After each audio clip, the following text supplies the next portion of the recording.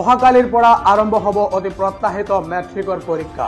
কিন্তু এইবাৰ যি মেট্ৰিক পৰীক্ষা সেয়া নতুন পদ্ধতিৰ জৰিয়তে অনুষ্ঠিত কৰা হ'ব আৰু এই কথা ইতিমধ্যে সেৱাৰ তৰফৰ পৰা বা কৰ্তৃপক্ষৰ তৰফৰ পৰা জনোৱা হৈছে কি নতুন নিয়মৰ জৰিয়তে এইবাৰ মেট্ৰিক পৰীক্ষা অনুষ্ঠিত হ'ব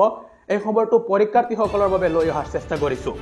তো আপোনালোকে এই খবৰটো সকলোকে শ্বেয়াৰ কৰি দিব আৰু যদি চেনেলটো সাবস্ক্ৰাইব কৰা নাই সাবস্ক্ৰাইব কৰি ল'ব যাতে এনে ধৰণৰ ইম্পৰ্টেণ্ট খবৰ কেতিয়াও মিছ নহয়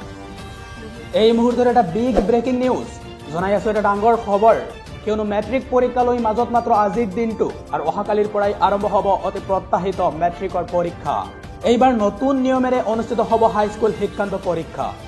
আৰু গুৰুত্বপূৰ্ণ হাল হলনিৰে এইবাৰ মেট্ৰিকৰ পৰীক্ষা অনুষ্ঠিত কৰা হ'ব এই নিয়মসমূহ কি নতুন নিয়মত এইবাৰ মেট্ৰিকৰ পৰীক্ষা অনুষ্ঠিত হ'ব কিয়নো প্ৰথমবাৰৰ বাবে এইবাৰ মেট্ৰিকত OMR চিট ব্যৱহাৰ কৰা হ'ব OMR চিট ব্যৱহাৰ কৰি যেহেতু এইবাৰ মেট্ৰিক পৰীক্ষা অনুষ্ঠিত হ'ব এই নিয়মসমূহ সকলোৱে জানি লোৱাৰ প্ৰয়োজন আছে এটা বিষয়ত দুখনকৈ প্ৰশ্ন কাকতৰ বাবে পৰীক্ষাত বহিব লাগিব পৰীক্ষাৰ্থী আৰু দুটা ভাগত বিভক্ত হ'ব প্ৰশ্ন কাকত 45 নম্বৰকৈ থাকিব প্ৰতিটো ভাগত আৰু OMR চিট কিদৰে ব্যৱহাৰ কৰিব তাৰ ক্ষেত্ৰতো কিছু নিয়ম আছে 10 নম্বৰ থাকিব ব্যৱহাৰিক পৰীক্ষাত অৰ্থাৎ প্ৰেক্টিকেলৰ পৰীক্ষাত 10 নম্বৰ থাকিব চাৰিটা মূল বিষয়তে থাকিব এই OMR চিট চাৰিটা মূল বিষয়তে থাকিব গতিকে OMR চিটত প্ৰথমবাৰলৈ যেহেতু পৰীক্ষা অনুষ্ঠিত হ'ব নিয়মসমূহ আপোনালোকে জানি লওক গণিত ইংৰাজী সাধাৰণ বিজ্ঞান সমাজ বিজ্ঞানত শিক্ষাৰ্থীয়ে ব্যৱহাৰ কৰিব লাগিব এই OMR চিট এই যে চাৰিটা মূল বিষয় ইয়াত OMR চিট থাকিব 1 নম্বৰৰ 45টা প্ৰশ্ন OMR চিটতে কৰিব লাগিব আৰু এই OMR চিটৰ এক প্ৰকাৰ নমুনা এটা দিয়া হৈছে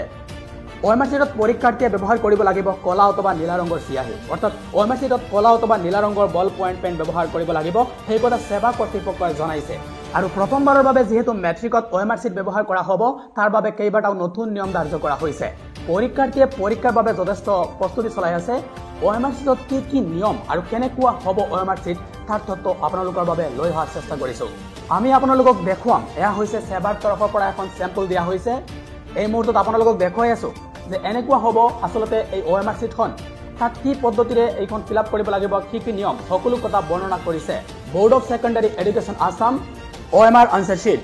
গতিকে পৰীক্ষাৰ আগতে পৰীক্ষাৰ্থীসকলে এই বাতৰি চাই লওক যিসকলে প্ৰিপাৰেচন চলাই আছে আৰু শ্বেয়াৰ কৰি দিয়ক যাতে সকলোৰ বাবে সুবিধা হয় শিক্ষাৰ্থীসকলে যদি OMR চিটটো ভালদৰে ফিল আপ নকৰে বা যি প্ৰচেছবোৰ বা যি নিয়মবোৰ কোৱা হৈছে এইদৰে যদি ফিল আপ নকৰে তেনেহ'লে তেওঁলোকৰ OMR চিটটো মূল্যাংকন কৰা নহ'ব তো আপোনালোকক আমি দেখুৱাই দিব বিচাৰিছো যে কিদৰে আপোনালোকে সঠিক পদ্ধতিৰে কৰিব লাগিব OMR চিটটো ফিল আপ তো আপোনালোকে স্ক্ৰীনত প্ৰত্যক্ষ কৰক ইয়াত প্ৰথমতে কোৱা হৈছে যে বৃত্তবোৰ সম্পূৰ্ণকৈ কলা কৰিবলৈ কেৱল মাত্ৰ নীলা অথবা কলা ৰঙৰ বল পইণ্ট পেন ব্যৱহাৰ কৰিব লাগিব